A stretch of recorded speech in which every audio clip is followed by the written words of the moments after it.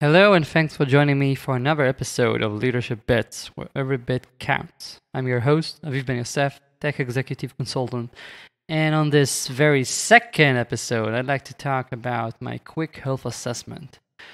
I get to work with quite a bit of organizations every year, and it just so happens that I have to get the ropes quick and understand what's going on. I have a little toolbox of the things that I ask and poke around in order to see and understand and to get a quick, feeling about the way the organization is and how healthy it is. And I decided today to share some of it. Now, some of these might tick you off, and if they do, then I'm doing my work properly because it's intended to. If I would just come over and look at every organization and say, oh my God, great, everything is just fine and dandy over here, then I'm not really going to help them, am I? So here are the things. First of all, I take a quick assessment of the process. And too often nowadays, organizations don't have a real process. They might have something specifically for the way they do their iterations, like they know they have a sprint review or sprint planning or stuff like that. But what about the other processes? For example, do you have one-on-ones? How often is it on the schedule? Do they move often or not?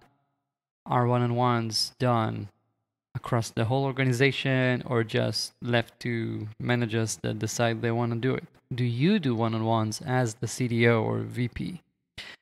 How often do you talk to your boss and your direct subordinates in order to make sure that everything is in sync and in order to make sure that you're providing each other with feedback and making sure that everyone is appraised of what they need to be aware of? Another thing that I really like to ask, even though people don't usually like answering, is asking about the turnover in the last 3 and 12 months.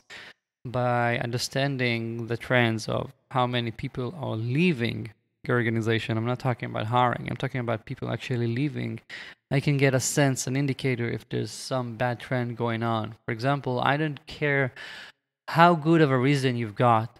If 10% of organization are leaving you in 1 month, all right, and I don't care about the reasons, you're going to have a bad time. If you were aware of it ahead of time, then you should have already a contingency plan in order to make sure that it's not going to cause a rush and having way more people leaving, and it's something that you need to make sure that's not going to hurt your ongoing projects. Now, having 10% of your workforce leave is a big hit, and I've heard VPs say, yeah, it's going to be all right, we don't really have a problem. I'm not sure I'm going to agree. Next is a quick recap of the organization chart, which I always say is something I like to debug and see if there's any, patches in the org chart that helps me realize if there's something bad going on. And a quick assessment and overview of the teams and making sure that there's no one manager that's leading a monster team. I found that teams of 5 or 6 are ideal, and anything bigger than that usually means that the manager isn't going to be managing that well and basically not leading. They will be doing, day-to-day stuff instead. Next is checking up, if I can, about what people are saying outside. Are people recommending that place? What are people that left recently saying? Stuff like that.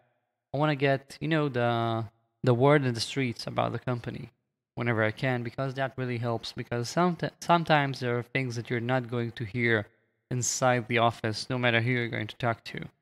Next, there are the priorities and vision. Do you even have them? Are they feasible? Are they written down anywhere? Are they measurable? Will you be able to know that you've hit them? And is the team even aware of it? Did they just sit on a slide 6 months ago and just that's it? Do new hires hear about it? Do people actually care about them? Are people connected to them? And if you don't even have any, then again, you're not leading, you're managing, you're a babysitter for a bunch of developers, but you're not a leader. Seniority check. This is something I have an article posted about, saying not every senior is created equal. I like to see what are the titles in the company, what are the people's experience, split them into cohorts to understand how's the structure? Do you have a big majority of juniors, or is it the expected bell curve where the majority are okay and you have some senior and upper and some juniors, etc.? I try to understand whether those titles you've got for people are actually making sense and realistic, because I've seen too many seniors, staffs, whatever, who are not actually doing senior work. They're just people that have a lot of experience, all right? They've done a lot of work in the past, but if they're not acting as seniors, they're just higher paid developers. And lastly, something people I think really don't like is that I poke around in the calendars of the executive and their teams and seeing what are they spending or wasting their time on. If I see that the executives and the managers basically have no free time to think and they're just rushing from one meeting to the next, I know again that there's no leading. If you go and listen to the previous episode about exercising your leadership muscle, I always have this exercise of making sure that the calendar isn't full to the brim.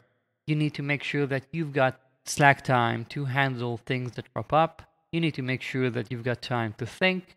And you need to make sure that you've got time to do something that's, this is a term from the 70s, I think, management by walking around. You can't be in a different conference room every hour. You have to be in the office. You have to see the people doing things. You have to be able to participate. And you have to be available for things that just crop up. Otherwise, I don't care what open door policy you claim to have, no one's going to be knocking or going through that door. You need to make sure that you've got a time and that you're there. They don't have to go and look for you.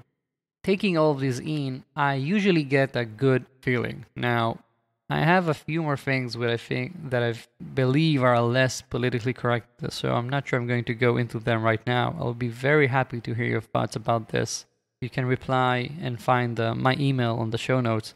And if you're liking this, I may share the other stuff. But basically, what I stress here is that you can very easily get the lay of the land if you want to.